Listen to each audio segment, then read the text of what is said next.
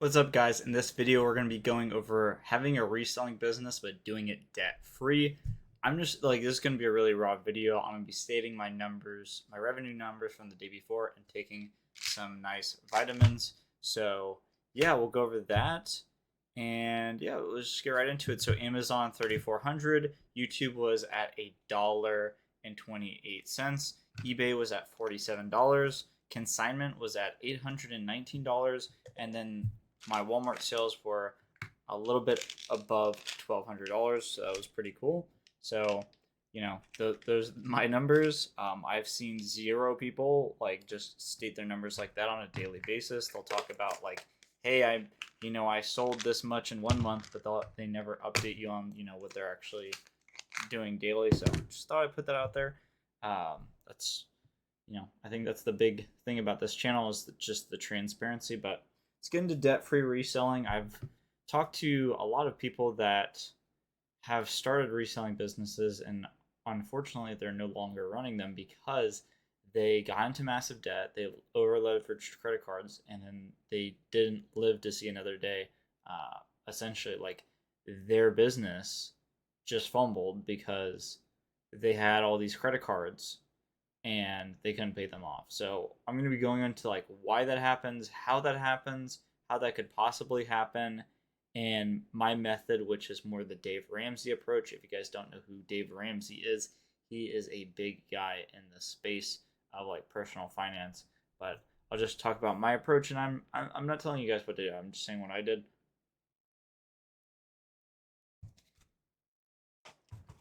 Gotta take those vitamins. We're not cutting in and out today, so you guys get to experience the whole deal here.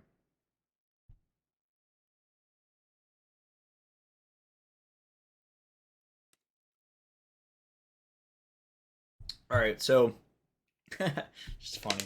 Uh, I haven't updated you guys too much, but what I've been up to, there's so many different things in the background, but I'm still fulfilling on my virtual assistant training service, so that's going pretty interesting. I think it's going pretty well so far. And yeah, let's get into the Dave Ramsey debt free approach, and I really applied it to my reselling business. So when I started this business, I didn't start with any credit. I didn't know how to use a credit card. I didn't start with a credit card. I literally just started with what I had, and then that forced me to keep on finding stuff that was good to flip, and then also really knowing my numbers. Since month one, I started doing a profit and loss statement for my business. When I first started out, I was just doing it on eBay. If you guys look back 3+ years, there's videos of me literally sitting at the computer being like, hey, I have like $500, and then I turned it into 700 to 800 bucks. So that's that's how it went, right? But one of the basic things is having a profit and loss statement. I know a lot of people do not have that at all. They don't have a profit and loss statement. They don't have an accounting. In my opinion, that portion of your business is more important than like working really hard 12 hours a day at your business, because you don't know which work is actually producing results if you don't know your numbers. So there's that. uh, as far as the whole debt free thing goes, when I started reselling, I had a job. I know this is like a crazy concept, but like but like before you start any of this stuff, people just want to like, they want to skip that step before like you worked in some place before, and they just want to get into like online business. But like you have to have like some type of job before then, just to understand what it's like to be in the workforce, in my opinion, and like work a job that's not like the best. Putting that out there because people just try to like skip to the next step, and then they don't realize like how much working certain jobs actually sucks. Nothing nothing wrong with work, but I'm just saying like the fact that you can run a business and then buy and sell stuff online without having to leave your house is insane to think about. Like that concept, like you can buy stuff, send it to a prep center, then that prep center sends it to Amazon, then Amazon sends it to the customer, and you get paid. That whole thing is insane to think about. Even like 100 years ago, that didn't happen. That wasn't a thing. So just putting that out there, like huge opportunity right now.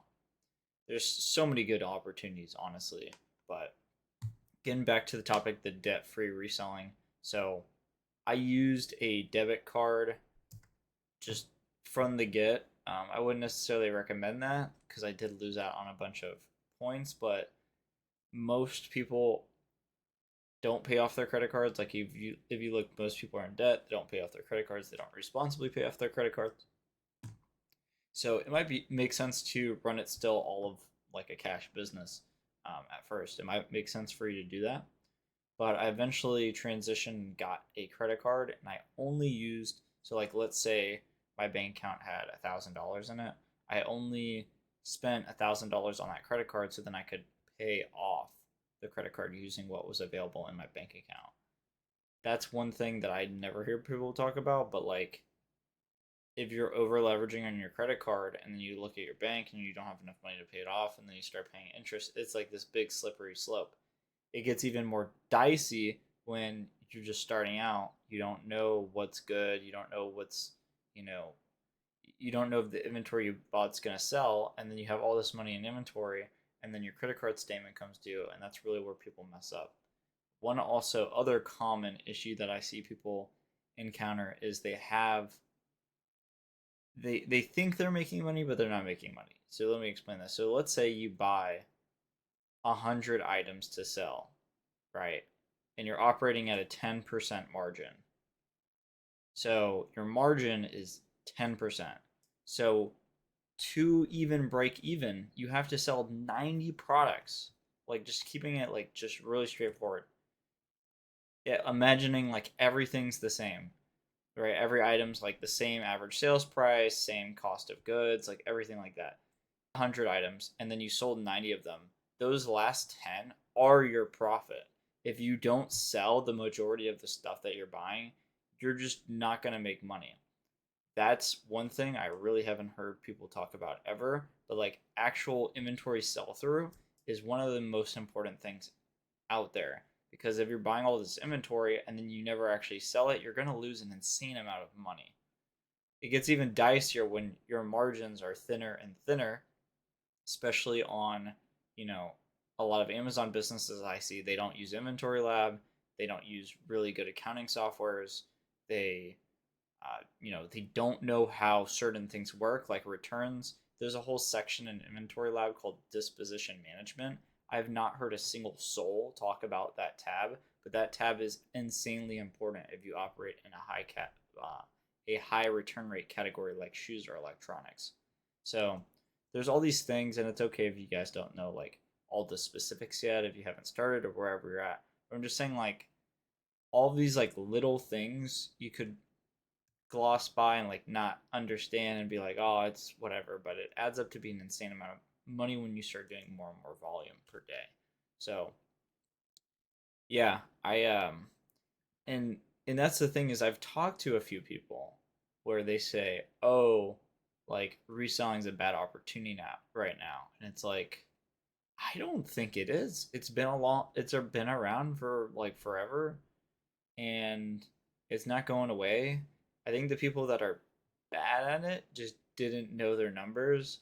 And like before you could buy and sell stuff and make super big margins, but now there's more competition. So really only the people that like really know their numbers are gonna, operate very well in that environment per se. Like I don't know how to say it other than that. Like knowing the numbers is is the most important part.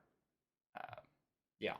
So I don't know if you guys liked this video, but if you guys can comment debt free reselling, if you guys went to the end, really gives me like I know it's something small. I just asked for you guys to like comment at the end, but like it's something really small that lets me know that people are actually finding value in these videos because this is really something I wish somebody told me.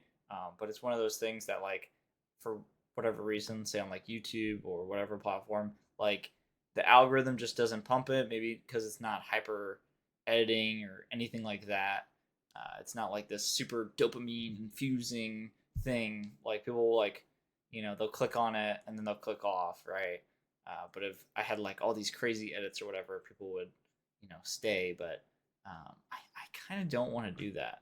Like, I really just want for the person watching this to actually like understand how it is. Because the thing is, there's so much crappy information. I'd rather have way less people, say 100th of everybody, right? But then like those say 50 people that are watching, like are just so hyped about like making their business more profitable, like having a really great reselling business, like just here for the ride too. Because that's the thing too is like, man, like for me, there's like no content to watch. Like I've been watching all these different like and it's all the same crap. It's like you listen to this podcast, it's like an hour-long podcast, and then they like have a promo at the end that's like trying to sell you into some crap. Um, there's nothing wrong with that. I'm just saying I've been watching all this different content because when you're like prepping or shipping or working on your business, like you just have time, and a lot of it like it's just the same stuff. Like I'd rather listen to somebody that's like relatable, actually doing the thing. In the process of doing the thing, there's so many different videos of people that like they're just flexing, right? Like I've never really seen too many videos where people are like actively doing the thing, like trying to build. And I think that the reason for that is because it's uncomfortable, and people don't like putting themselves in a position where they're not like this big shot guy or whatever. I guess I don't. I'm just speculating. I have no idea. I don't know if you guys like this ramble, but I just like to keep it real. And thank you guys for watching. Have a wonderful night, and see you guys later. Bye.